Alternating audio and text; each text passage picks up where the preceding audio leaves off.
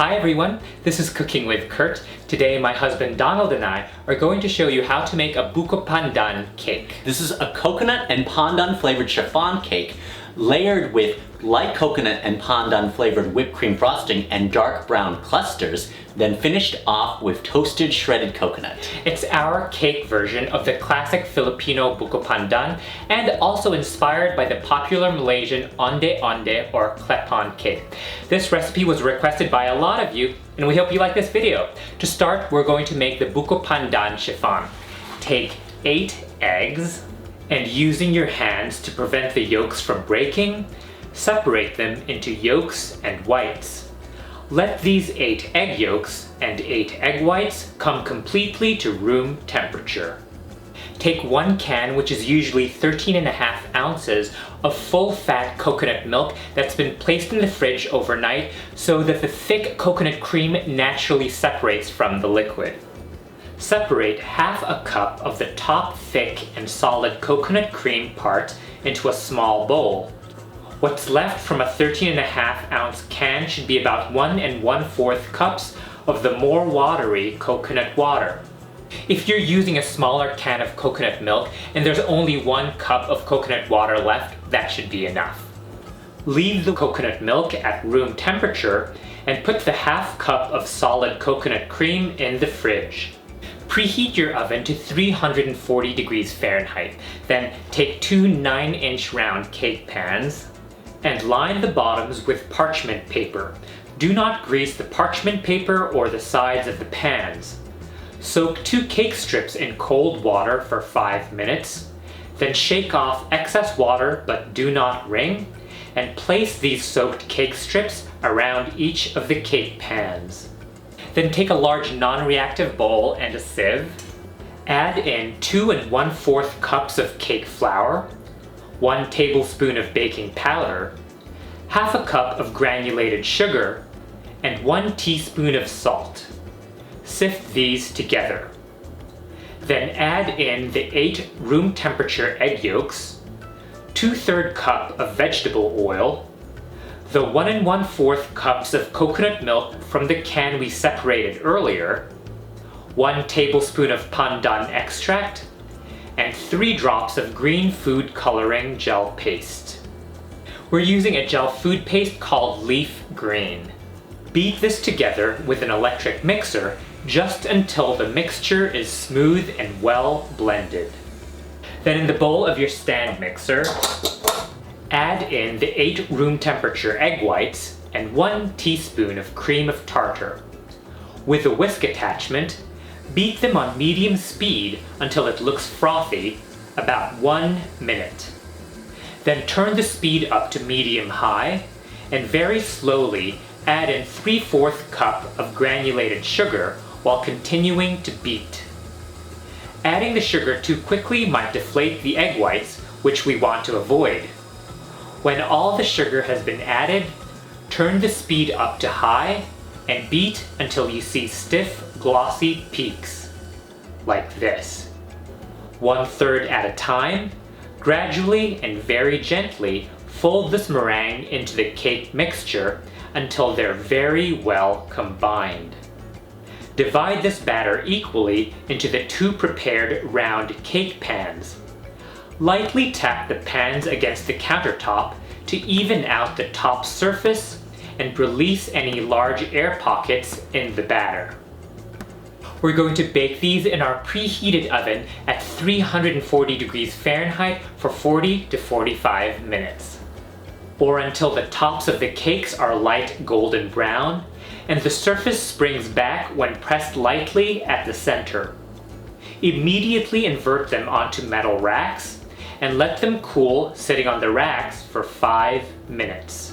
This will help the chiffon to maintain its spongy texture as gravity pulls it down.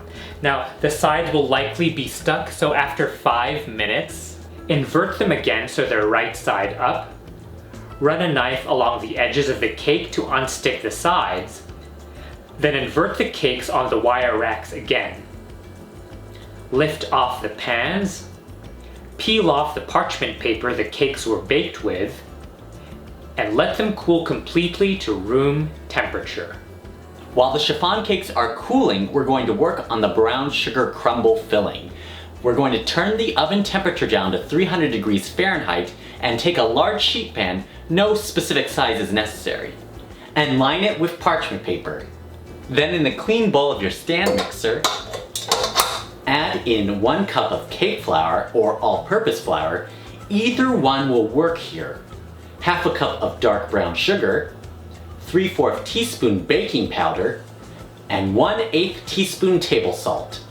Fit your mixer with the paddle attachment and mix these dry ingredients on low speed until they are well combined. While continuing to mix on low speed, add in 1/3 cup of vegetable oil and 1 tablespoon of vanilla extract. Continue to mix at low speed until you see clusters forming. There should be slightly larger clusters and some smaller crumbs. Transfer these clusters onto your prepared baking sheet and spread them evenly. Use your fingers pressing against your palms to form little nuggets, pressing the flour and sugar together to make them compact. The clusters shouldn't be bigger than 1/4 of an inch in diameter. These will harden as they bake to make them crunchy clusters. We're going to bake these in our preheated oven at 300 degrees Fahrenheit for 25 to 30 minutes, or until the clusters are lightly golden brown, stirring once or twice during that time to make sure the clusters bake evenly. They'll become crunchy as they cool. Let them come completely to room temperature. These can be made in advance and stored in an airtight container for 1 week or in the fridge or freezer up to 1 month. These dark brown sugar clusters are an imitation of the palm sugar or Gula Melaka clusters in Malaysian Onde-Ondeh balls. Now while these clusters are cooling, we're going to toast some shredded coconut.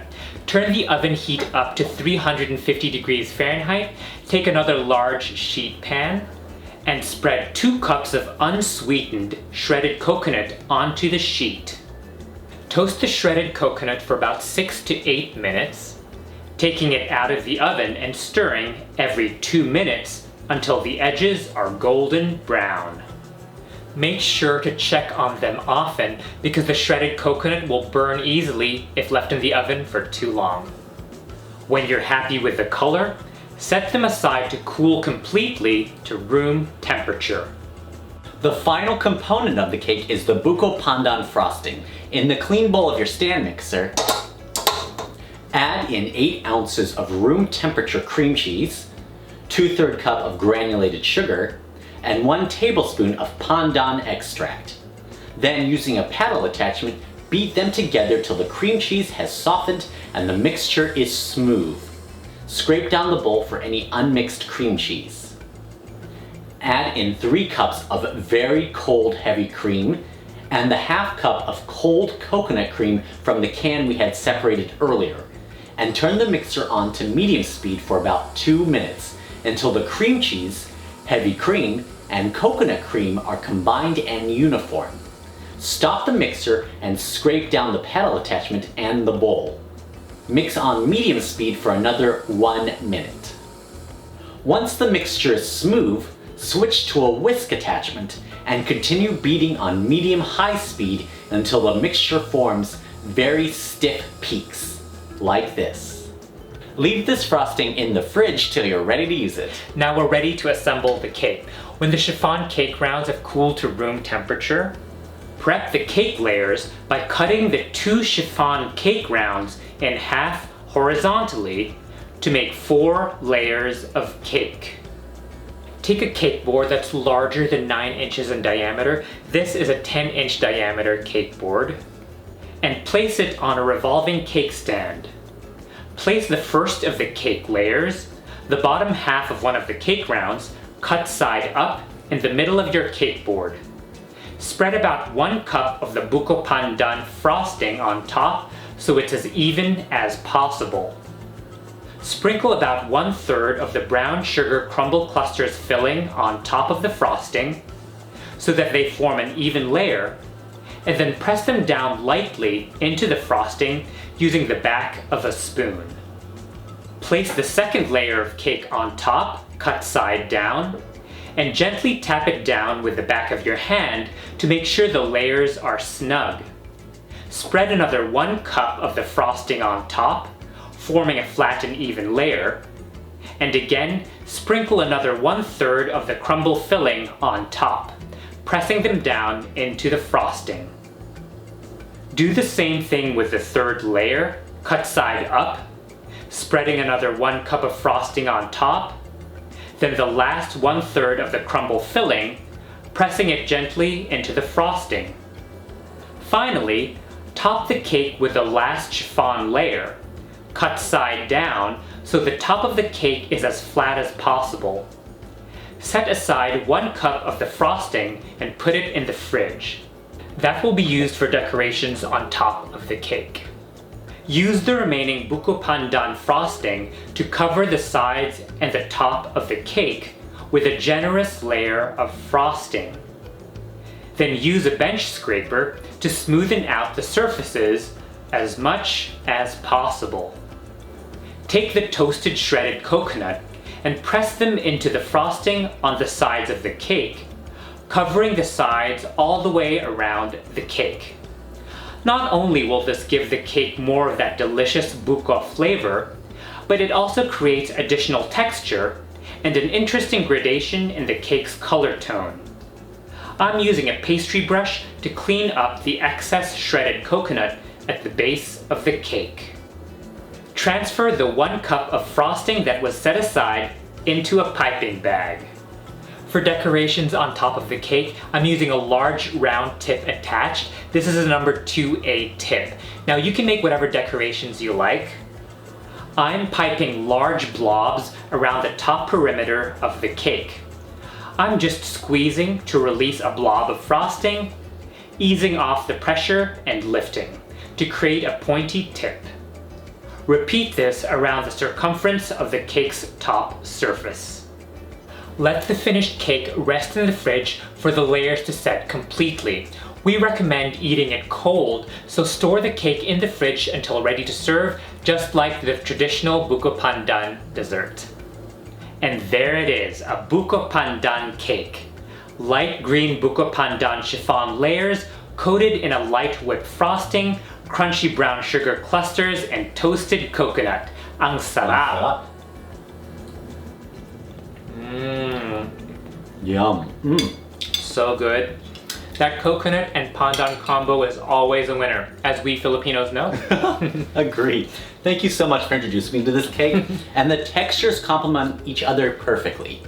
Thank you all so much for watching. Please let us know in the comment section below if you're planning to make this Buko Pandan cake. Send us pictures of your creations on Facebook and Instagram. The links are below. And if you like this video, don't forget to give us a thumbs up and subscribe to Cooking with Kurt. And don't forget to click on the bell so you get notified when we post new cooking videos.